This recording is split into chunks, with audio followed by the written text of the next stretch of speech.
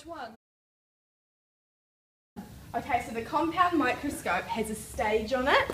So if you pull up the cover, you can see the stage just here. Now when you're getting the compound microscope out of the cupboard, you need to be really careful not to break it. So you've got to hold it by the arm and then put it on the desk carefully. Now, take the cover off.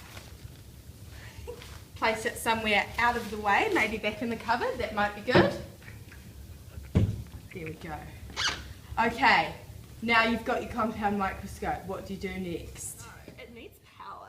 It does need power, Georgia. Well done. Okay, so you need to see the power cord. Unwind that.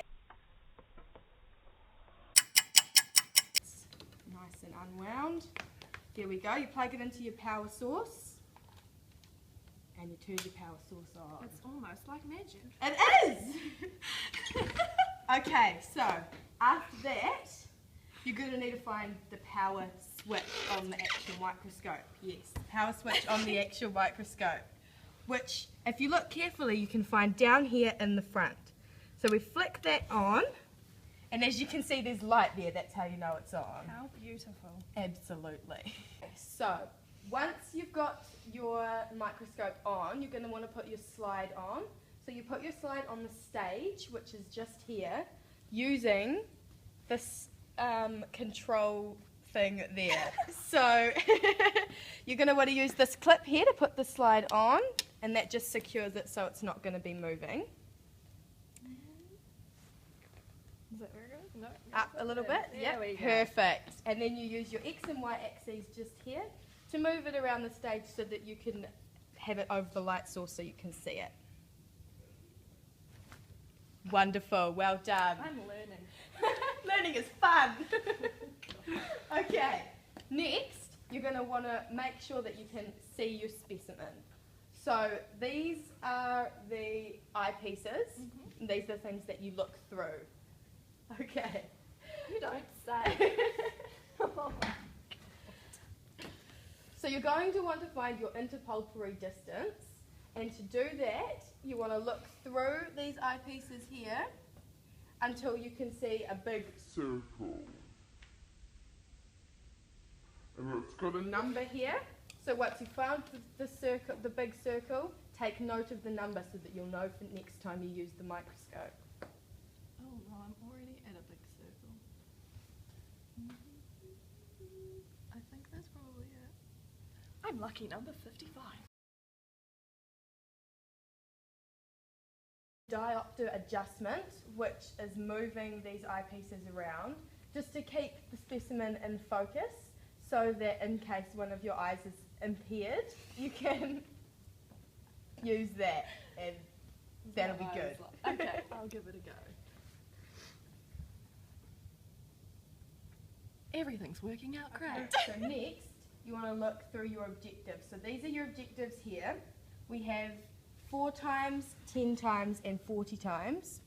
You can use the nose piece up here to adjust them if you want to change them.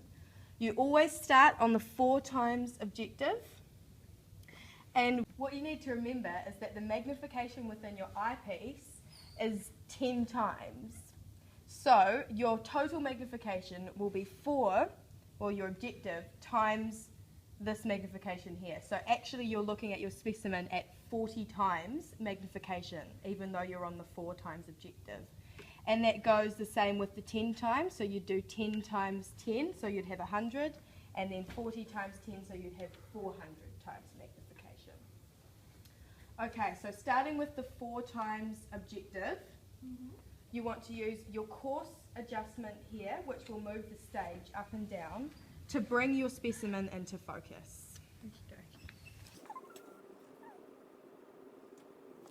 Wonderful. Once that's done, you can move up to the higher objectives. And when you do that, you use the nose piece.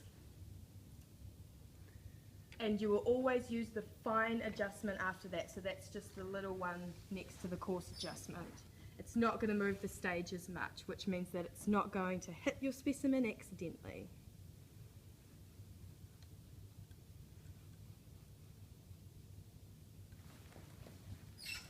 Okay, now if you wanted to, you could go up to the 40 times objective. And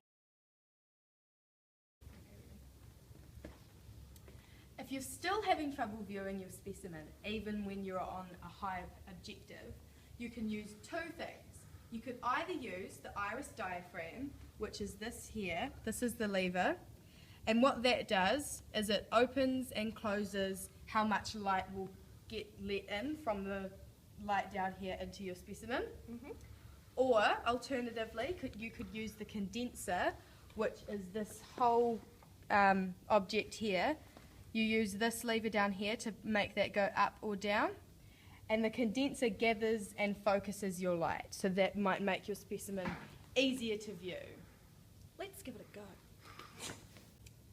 Once you've finished viewing your specimen, you need to put the compound microscope back into the cupboard. So, you're going to want to switch off your microscope down here, stage down in order to get to your slide, and then you can take the slide off and put that away. Very good. Now you're going to want to unplug the microscope from the power source and then wind that around the microscope so that nobody will trip on it.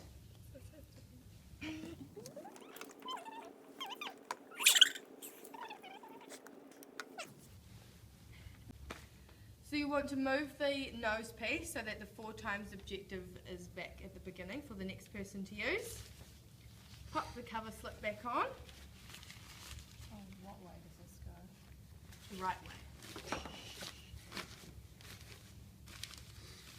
Right, now you can lift it by the arm and pop it back into the cupboard.